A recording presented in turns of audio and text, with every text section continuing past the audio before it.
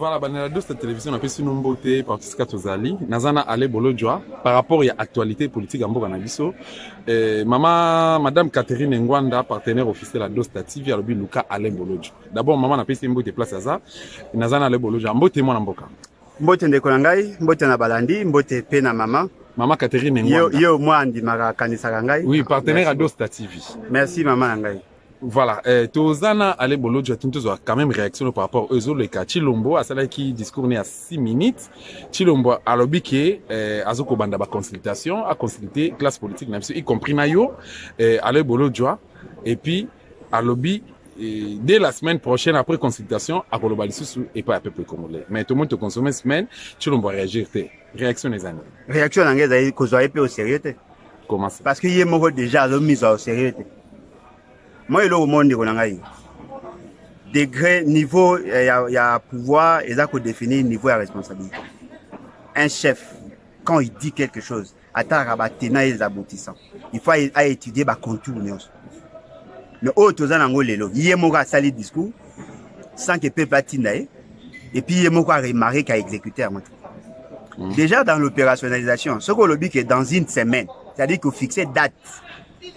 Et en principe, toutes les activités devaient se tenir dans la fourchette, il y a période douane. Entre le jour à 6 heures à 6 heures discours, na date une semaine après. Et bon, il y a ça à 4. Consultation est bandit. Attention au tali, honnête, mokia, pour bateau, bazap, net, mokia, frank diongo, na au violet, nani. Mukuna. Non, nani. Dio Mindongala. Bateau Azara violet. Si, il a été arrêté pour ça. Batouana Oya Ngara Oye Baza Pembene. À ça consulter bon. À consulter bon. Ce qui veut dire que lui-même ne prend pas au sérieux ce qu'il dit. Et devant cette réalité, bon, on a pas tous au sérieux. Et puis deuxièmement, bateau Onyo Sobabi ko ça l'analyse. Il y a pas discours. Vous n'avez pas trouvé qu'il y avait beaucoup de cassures. Il part d'un fait conjoncturel. Il vous dit que bateau Bazana ba institution wana ba respectera été. Parce que lui c'est plein na degré ya kobo ya yé au bateau baza ko manifester. Et maintenant il veut consulter qui? Il veut consulter la classe politique. Et dans son développement qu'est-ce qu'il dit? Yango ne ko justifier échec. Yango ne sali qu'il te connaître gâchis. Ce qui veut dire qu'il n'a même pas su bien analyser, bien fignoler son discours et conséquence discours n'est là creux. Ça ne reflète pas la capacité d'un président de la République. Il y a beaucoup d'insuffisances, beaucoup de maladresses. Le problème est d'aller pour les alignés. Monsieur Félix, c'est que partant d'un fait conjoncturel, le fait seulement que Batouan Babouya qui correspondent à l'invitation au protocole Pesaki Bango pour investir les juges qui ont été mal désignés, mal nommés, aux prestations de serment, ça a mis devant les parlementaires debout. Il y a Siliki, ah oui, voilà. Le col à Corée que géré par il veut maintenant quoi? Il veut maintenant sanctionner toutes les institutions. Mais la question que tout le monde doit se poser, si tous ces gens alors ils ont reproché Bazaï quitter, est-ce que la prestation à serment ou la présentation est acquis conforme à l'article 10, il y a loi, il y a 2013 portant organisation et fonctionnement, il y a cours constitutionnel. Parce que ceux qui ont des démarches légales, ce qui veut dire qu'il n'a pas à sanctionner. Et puis qu'est-ce qu'il veut faire pour sanctionner ces gens? Il y a deux possibilités. Soit de faire basculer la majorité en débauchant, ou soit de dissoudre le Parlement pour qu'il y ait organisé l'élection anticipée. Est-ce que c'est possible tout ça? Parlementaire debout. Et là, que la majorité parlementaire est à 251 sièges.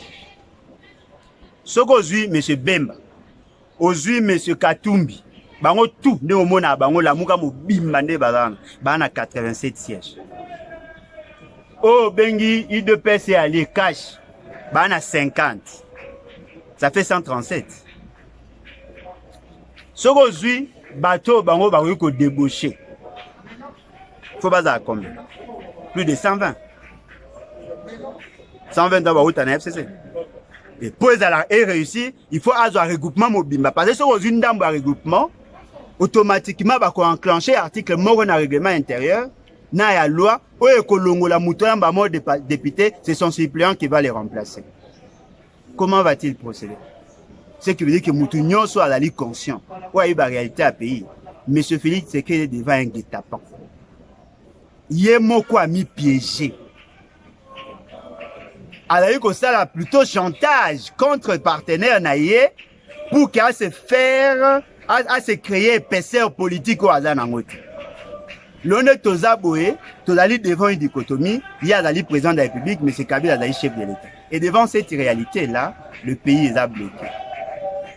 Et l'Européen Zali surprenant, il y a malade, il y a. Na FCC cash. Il y a monsieur Félix Tshisekedi. Na FCC cash. Félix, président. On a obligé au bien d'aller présenter ne konanga. Nanga linga ba intimidation au bien ba président.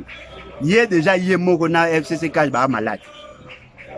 Naza au bien ba médecin et les autres malades, il y a consulté bon. Est-ce que vous trouvez ça normal? Il y a un problème.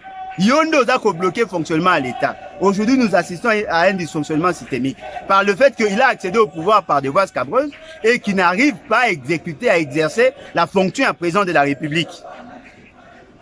Et cela est dû par le fait qu'il a signé un deal et surplomba pratiquement les dispositions constitutionnelles. C'est-à-dire qu'il y a un cadre constitutionnel, avec un cadre à deal. Il est président, Kabila chef de l'État, et puis pour résoudre le problème, alors on a banane. Bah Franck Diongo, bah Prince nani bah nani. Dio Mindongala. Bah Dio Mindongala, Azui, nani, bah journaliste, bah violé soi-disant pasteur, abengi bango, et lui pense que ça la solution. Non. Ndekonanga Moutounion surtout a eu la réalité à Congo. La solution aujourd'hui, c'est la révolution. 15.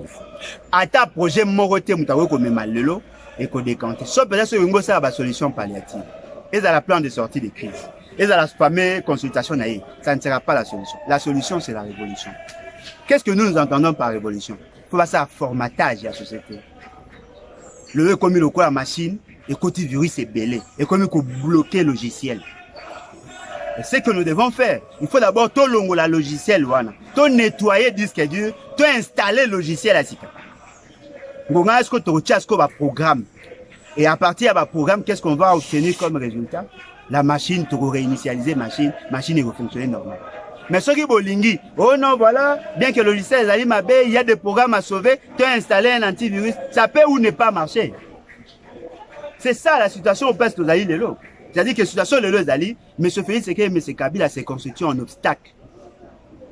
Et pour résoudre le problème, pour M. Félix Tshisekedi et M. Kabila, FCC cash bango tout libanda. Mais tu vois comment on a rencontré président Fayulu na Denis Sassou Nguesso. Est-ce que Fayulu a kende gite kotika a kende kokutana na Félix te pendant que Félix passe na Brazzaville, a kende ki sous couvert, a kutana Félix ba solo na bango, bazo arranger. Donc à se faire consulter na et puis à distraire pour Bon, moi je crois que je crois qu'il y a un problème sérieux.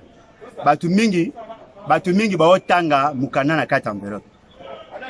Toti kaye tokoye ba o ba on ba sola mais loko ezali vrai tango ya kenda ki na Brazza sali aller retour Félix azaki déjà et puis loko mususu esengeli batu ba yebezali ni ezali que monsieur Martin Fayulu akoki jamais na onga na yebi mo ndambo epa na ye akoki jamais kondima à se salir pour sauver Félix Tshisekedi. Même si basangani bango nyonso Félix Tshisekedi ne va pas s'en sortir parce que loko etikali lelo mutu tfayeba. Pour que tu sauves les peu qu'il y a, il n'y a que la révolution. Mais tout le monde n'a pas kinga kati kuna déjà ba mouton, na chef na bango, na berger na bango, basi basali ba arrangement tout, basi ba enveloppe, ba jeep 338 députés déjà, basi ba enveloppe na ba jeep na bango, donc c'est bon déjà. Et bazo kene de bientôt là et retraite na Mbola Lodge na Kisantu et pas Antoine Gonda. Bon, na habité commentaire nous anini parce que ça pose problème classe politique na biso. Non mais bien évidemment. Mais des gens qui ont été kabilocratiquement élus, Bolingini, c'était par la volonté de Kabila. Le fait seulement que Kabila a quoi assujetti, M. Félix Tshisekedi, vous serez surpris de voir que les députés peuvent assujetti. Le pays va très mal. Degré immoralité et côté na Congo nous empêche à espérer. Mais ce qui est vrai, il n'y a que la population qui jusque-là ne s'est pas encore prononcée. Ou une position à Kabila, ou une position à Félix, ou une position à la Mouka. Ça peut faire une position à peuple. Peuple a pour sa révolution. Et donc, il y a un élément déclencheur. Est-ce que le peuple a préparé déjà pour la révolution? Le peuple a déjà préparé. Et donc, il y a un élément déclencheur. moi Congo toza le honnête zani eza le kola place mais na kati ya zamba basi ba soupi essence et c'est ngaka eloko mo ata limite ya pamba o epela ke tirali muke so kaka ezui kaka parti moko bouf il y aura explosion. La situation est explosive. Pourquoi les ambassades ba bang? Parce que bah que nous avons préparé le peuple. Na yo na ngai na bandeko nyonso bah que nous avons préparé le peuple. Au monaki liboso na kala papa ngwanda bandeko respecter te bandeko mona e azo loba loba. Mais aujourd'hui vous avez compris que tout le monde s'est aligné. Bah s'aligner comment? Na bah s'aligner parce qu'ils ont compris que lui il avait la vision de l'aigle. Papa ngwana azo loba. Alaki na vision aigle. Lelo moni même makambo moindo nzanga lobi. Ezaka maka papa ngwana loba. OK. Ba document ya la kizao papa ngwana la kisi biso. C'est qui veut dire que les Congolais ont compris. Et c'est que nous voulons aligner. Biso ba révolutionnaire. To sangana na ba o ba benga na ba combattant. OK. Ba to ba benga na ba résistant. To sangana na bango to enclencher révolution. Parce que résistance les aïe mouto Aza devant une situation mais Aza ça l'effort à survivre. Mais un révolutionnaire mouto Aza ko chambarder le tout pour donner une nouvelle orientation. Tout ça tout état d'esprit révolutionnaire. On va atteindre l'objectif. Et moi je crois que la population a un apport ça élément déclencheur. Et je crois ceux qui FCC cache, ceux qui nzamba sungi biso, bango na bango babandi ko bunda. Boyoka boye kuna babomi muta FCC kuna babomi muta la muka ya neni ya obengani ya cash kuna bakomi boye ngonga esko biso population to reprendre bango ce temps en charge on va imposer une nouvelle ordre politique. Voilà, merci beaucoup moi Mboka Lebolo Joana Mukuse Orobisa peuple na Mukuse mana quelques secondes. Peuple mi préparé Zala déjà prêt to enclencher l'article 64. Soy to sali yango ko za bien pour la République. Parce que nous avons une solution exacte. Attention à consultation et aussi maté parce que M. Félix c'est qu'il risque de rester au pouvoir. Il est que c'était du gâchis. Il n'était pas en mesure de bien gérer. Et qui vous dit que ceux qui va salir par dialogue na bango à gérer bien. Voyez. Merci beaucoup. Merci.